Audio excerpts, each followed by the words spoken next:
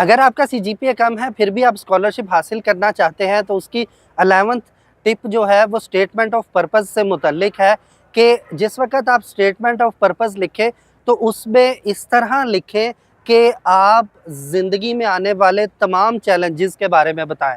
For example ये भी हो सकता है कि आप एक गरीब घर में पैदा हुए हों और आपको बहुत ज़्यादा वसाइल की कमी का सामना हो। आपके पेरेंट्स जो हैं उनको आपकी तालीम जारी रखने में मुश्किलात का सामना हो।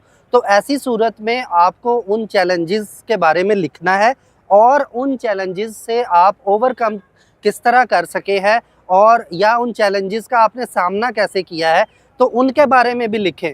असल में ये है कि जो इंटरनेशनल यूनिवर्सिटीज़ है या इंटरनेशनल प्रोफेसर्स हैं वो इस बारे में जानना बहुत पसंद करते हैं कि आपकी ज़िंदगी के चैलेंजेस क्या थे और उनको आपने सॉल्व कैसे किया।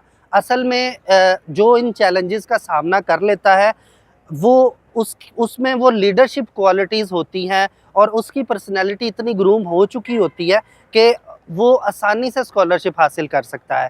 तो ऐसी सूरत में ये भी हो सकता है फॉर एग्ज़ाम्पल के चैलेंजेस अगर आपके फाइनेंशियल्स थे तो हो सकता है कि आपने बहुत से ऐसे हैं जो इंटर लेवल पर ट्यूशन्स पढ़ाते हैं, बीएस कर रहे हैं, साथ में वो ट्यूशन्स भी पढ़ा रहे हैं, ये भी हो सकता है। हो सकता है कि आप पार्ट टाइम जॉब कर रहे हो, ये भी हो सकता है कि आपने कोई बिज़नेस स्टार्ट कर लिया हो अर्ली एजेस में।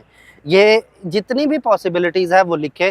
इसके अलावा जो गाँव में रहने वाले तुलबा व तालबात हैं उनके लिए ये ज़रूर मेंशन करें कि उनका स्कूल कितनी दूर था। ये भी हो सकता है कि आप बहुत दूर किसी स्कूल में जाते हो। जो फीमेल स्टूडेंट्स हैं वो ख़ास तौर पे मेंशन कर सकती हैं क्योंकि मैंने ये भी देखा है कि बहुत सारी ऐसी फीमेल स्टूडेंट्स हैं ख़ास तौर पे यूनिवर्सिटी लेवल पे कि जिनकी फ़ैमिली में ख़वातीन की तालीम पर कोई ख़ास तवज्जो नहीं दी जाती।